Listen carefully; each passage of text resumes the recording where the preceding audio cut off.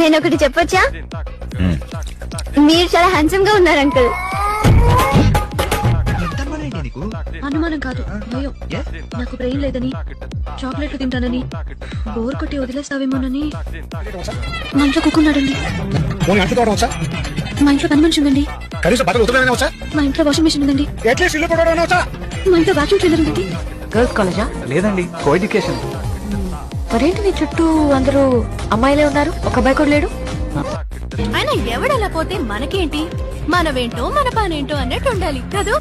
Rainy season అంటేనే rain వచ్చే season కాబట్టి వీలైనంత వరకు ప్రికాషనరీగా ముందుకు ముందే ప్రభుత్వాలు అధికారులు ఆలోచన. చెట్టంత మనిషిని మాట్లాడుతుంటే రేడియో వినటమని వెళ్ళిపోతున్నావు. ఎర్రగా ఉంటానని పొగరా?